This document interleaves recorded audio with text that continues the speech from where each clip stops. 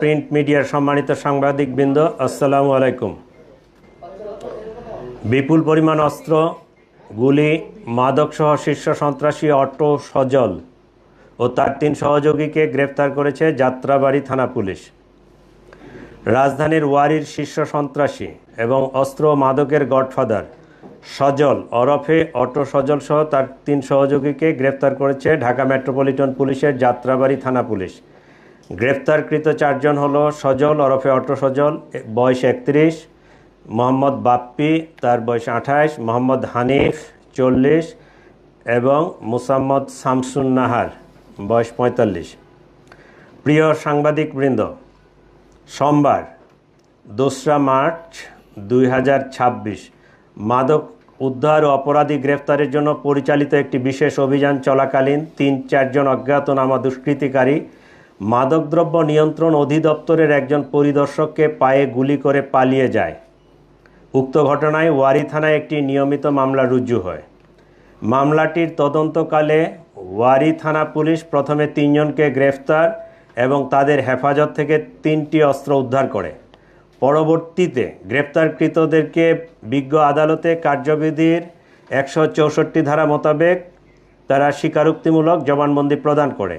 তাদের জবানবন্দিতে প্রকাশ পায় যে মাদকদ্রব্য নিয়ন্ত্রণ অধিদপ্তরের কর্মকর্তার উপর হামলায় ব্যবহৃত অস্ত্রটি সরবরাহ করেছিল ওয়ারী বিভাগের শীর্ষ সন্ত্রাসী অস্ত্র মাদকের গডফাদার সজল ওরফে অটো সজল। এরপর থেকে অটো সজলকে গ্রেফতারের জন্য ওয়ারী বিভাগের বিভিন্ন থানা পুলিশ ধারাবাহিকভাবে অভিযান শুরু করে। প্রিয় সাংবাদিকবৃন্দ, এরই ধারাবাহিকতায় গতকাল বৃহস্পতিবার 18 জুন রাত আনুমানিক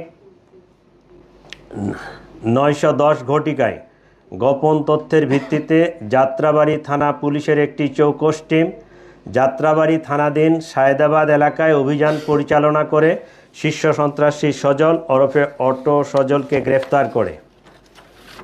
গ্রেপ্তারকৃত সজলকে ব্যাপক জিজ্ঞাসাবাদ করা হলে সে স্বীকার করে যে ওয়ারী বিভাগের গ্যান্ডারিয়া থানাধীন স্বামীবাগ এলাকায় তার একটি ভাড়া বাসায় বিপুল পরিমাণ অস্ত্র মাদক মজুদ রয়েছে।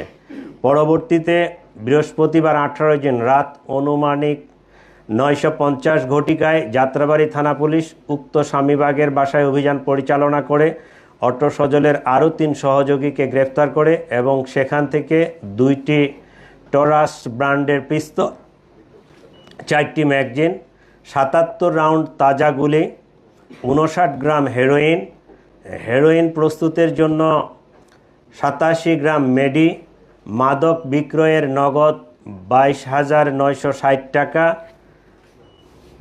এবং অপরাধমূলক কর্মকাণ্ডে ব্যবহৃত 4টি বিভিন্ন ব্র্যান্ডের মোবাইল উদ্ধার করে জব্দ করা হয়।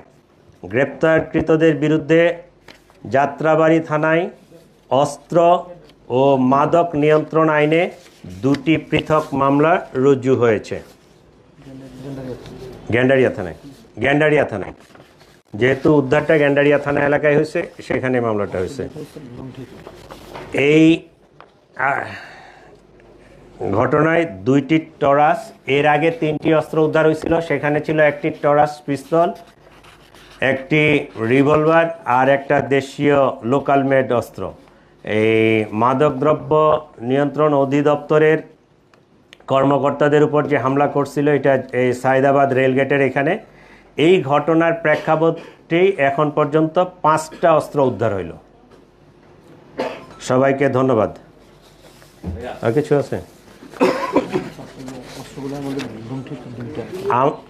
আমরা ধারণা করতেছি, এখনও আমরা ওই যে কনফার্ম হইতে পারি নাই নাম্বারগুলো মিলাইয়া, এই অস্ত্রগুলো পুলিশের খোয়া যাওয়া অস্ত্রই হবে। এই টরাস যে পিস্তল 2টা আর আগের একটা 3টা।